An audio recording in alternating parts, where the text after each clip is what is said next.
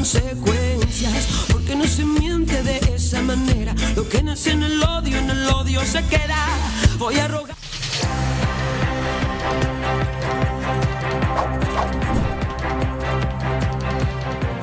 Bueno, empezó la veda y ya no se pueden publicar encuestas, lo cual a mí, sinceramente, me alivia, porque la verdad estaba harto de las encuestas y no sirven para nada, últimamente no aciertan.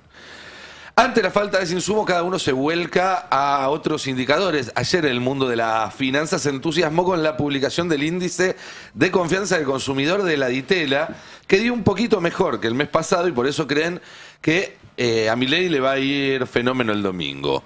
Tenemos ahí la placa donde se ve un pequeño repunte. Con respecto a un septiembre en el cual se hablaba de asamblea legislativa, digamos, ¿no? No es que están en un nivel glorioso, pero bueno, cada uno se agarra de lo que quiere. Ayer los mercados reaccionaron ante esta renovada expectativa, también ante el anuncio de que Kirchner va a ser el canciller. Se financiariza la política exterior del gobierno y eso obviamente en las finanzas se lo ve como una buena señal. Yo en cambio creo que les va a ir mal, pero porque veo otro tipo de indicadores todos los días, como estos testimonios que se repiten un día tras otro, tras otro, tras otro en todos los canales de televisión. Escuchemos, por ejemplo, esta persona contando cómo la están tapando las deudas. Bueno, mira, estamos hablando de deudas, cosas que hay un informe que dice que muchos argentinos están endeudados por encima de su sueldo. Sí. Atraso con tarjeta de crédito, préstamo personal, sí, es verdad. Llegar a para el alquiler. Preguntarles cuál es su situación. La misma, esa, mira, ni más ni menos. Estamos todos endeudados. ¿Qué te atrasaste en el último tiempo? Te puedo preguntar si querés y si no querés no, obviamente, pues es invasiva la pregunta, pero ¿en qué te atrasaste en el último tiempo? En el gas, en la luz, no puedo ir al dentista, por ejemplo, porque tengo que pagar y te cobran fortuna. Bueno, nada, en todo. ¿Tarjeta de crédito, por ejemplo? Tarjeta de crédito no la estoy usando porque no la puedo pagar. O sea, tenés una deuda. Sí. ¿Y la dejaste ahí? No, estoy pagándola de a poco. Esa es la realidad de muchísimos hogares, de la mayoría, diría, de los hogares en la Argentina. Hogares donde por estas horas muchos estarán meditando su voto y creo que eso dice más que algún indicador que funciona como proxy de otro indicador que funciona como proxy del resultado electoral. Otro testimonio para destacar, el de una médica que cuenta, bueno, lo que ve en su trabajo. La gente que llega a buscar auxilio médico en situaciones desesperadas en muchos casos. Yo soy médica, estoy haciendo la residencia en psiquiatría acá en el Levita de Lanús. Y la verdad que está bastante complicado. Yo que estoy en un hospital público, también se ve mucho ahí el tema de la economía, la gente que tiene que elegir entre la medicación o comer. ¿Eso se está dando muy a menudo? Todos los días lo vemos a la guardia. Es residente aparte de ella. ¿Cuánto cobra un residente bueno, gente hoy? que literalmente nos llega y dice, bueno, le preguntamos cómo está, qué sé yo, y nos dice, le decimos, ¿tomaste la medicación? Le dice, no, porque tuve que elegir entre darle de comer a mis hijos o comprar la medicación. Entonces, hablamos de medicación importante. Totalmente, o sea, muy necesaria. Así que lo veo desde ese lado más que nada y es muy difícil, muy difícil. Aparte angustiante, ¿no? Me imagino a tu edad que vos no querés horrible. esto. Aparte recién arranco, entonces uno también se forma desde ese lado y bueno. Yo creo que les va a ir mal porque el domingo va a haber muchísimos argentinos y argentinas, millones de argentinos y de argentinas que desde hace 2 años tienen razones para decirle que no. Las cosas pasan muy rápido, pero quería poner un poco en perspectiva lo que fue este gobierno, que en los últimos 2 años arrancó ya gobernando de espaldas al Congreso con un mega DNU 7023, donde derogó la ley de alquileres, derogó la ley de abastecimiento, derogó la ley de góndolas, derogó la ley de compra nacional. Todas leyes que protegen a las personas y a las empresas argentinas de situaciones abusivas. Después se podrá discutir si son o no las mejores herramientas, pero son todas herramientas para proteger al más débil del más fuerte. Y este gobierno las borró por decreto. Por decreto también habilitó la transformación de todas las sociedades del Estado en sociedades anónimas. Y eso hace que sea posible venderlas, algo en lo que piensan avanzar después de las elecciones. Eliminó la ley de tierras, habilitando la compra de grandes latifundios por parte de capitales extranjeros. desactivó los controles sobre las exportaciones de minería, desmanteló áreas enteras del Estado, desde el Ministerio de la Mujer hasta el de Ciencia y Técnica, y no se trata de si tienen o no el título de ministerio, sino que literalmente desarticuló todo lo que sucedía dentro de esas áreas, desarmó programas, dejó gente en la calle, desarticuló todas las capacidades estatales en esas y en otras áreas. La inversión a infraestructura cayó a cero prácticamente en lo que depende del gobierno nacional. Hubo recortes a los subsidios de los transportes y de la energía, haciendo que se multiplique el costo para las familias, desfinanció a las provincias.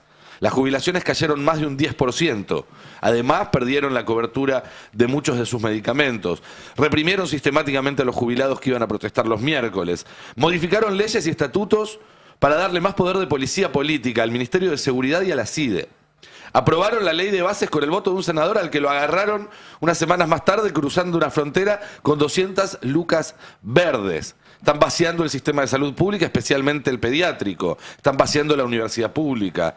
Los salarios, perdieron entre un 10 y un 40% de su capacidad de compra. El endeudamiento de las familias, como lo veíamos, es récord. Todos los indicadores de la economía real llevan 2 años de caída o estancamiento, todos. Despidieron a más de 50.000 empleados públicos. Destruyeron más de 300.000 puestos de trabajo formales en el sector privado.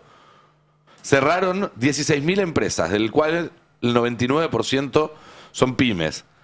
Se fueron del BRICS, se fueron de la OMS. Hicieron caer una inversión confirmada de 30.000 palos de Petronas para hacer la planta y el puerto liquificador por hacer politiquería con el gobernador de la provincia de Buenos Aires. Se redujo la asistencia a discapacitados de forma arbitraria mientras robaban en ese área. Dejaron de repartir alimentos, dejaron de repartir medicamentos. Bajaron un 90% el impuesto a los más ricos, que es el impuesto de ingresos brutos, de bienes personales. Hicieron una reforma laboral por decreto que flexibilizó las condiciones de contratación, que permitió esa baja de salarios. Derogaron la regulación de los precios de medicina prepaga, de los intereses bancarios, siempre a favor de los más poderosos. Metieron presa a la principal dirigente opositora. Fueron protagonistas de una estafa global con Libra, que todavía no pudieron explicar.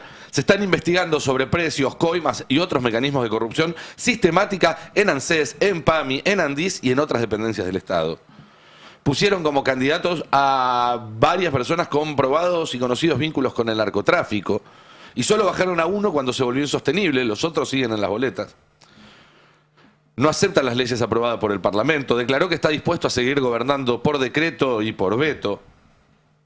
Se llevaron el oro del Banco Central y no quieren decir dónde está. Se endeudaron por 20.000 millones más con el FMI sin pasar por el Congreso. Fueron a pedirle plata al gobierno de Estados Unidos y a cambio le entregaron el control de la política económica y también de las relaciones exteriores al JP Morgan. Miren esta lista.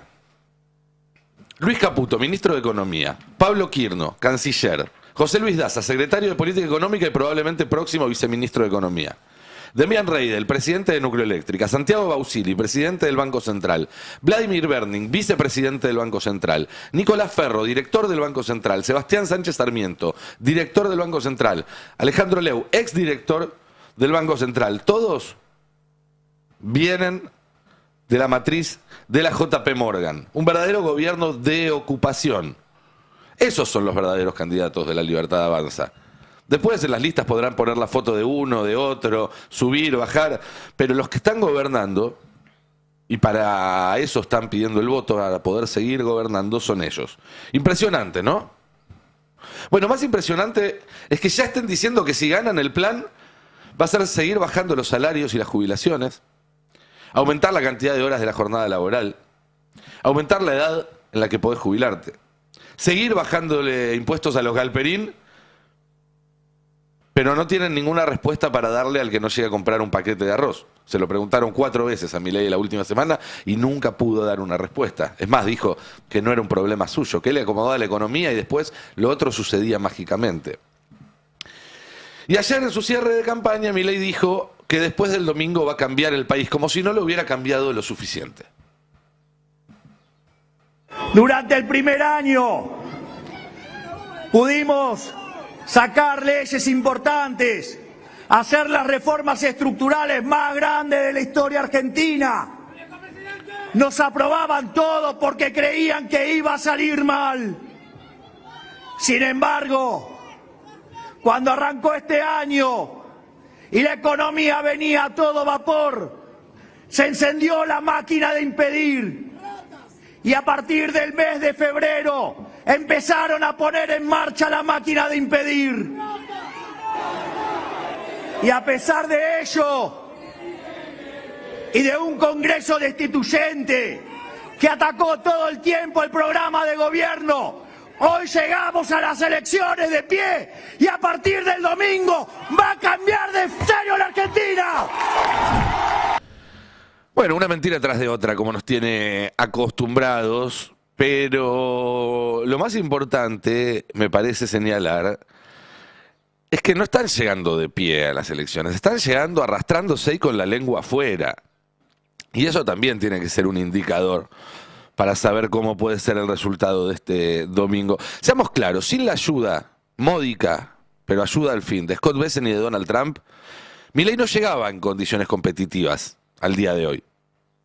El tránsito de septiembre hasta acá hubiera sido mucho más traumático y probablemente estaríamos hablando de un gobierno ya sin ningún tipo de chances.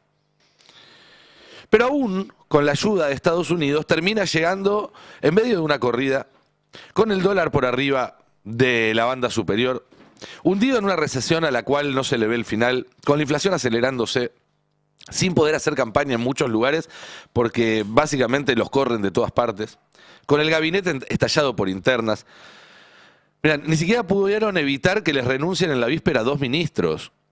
Y mucha gente se está preguntando por qué se fueron Huerta y Caputo ahora y no esperaron al lunes.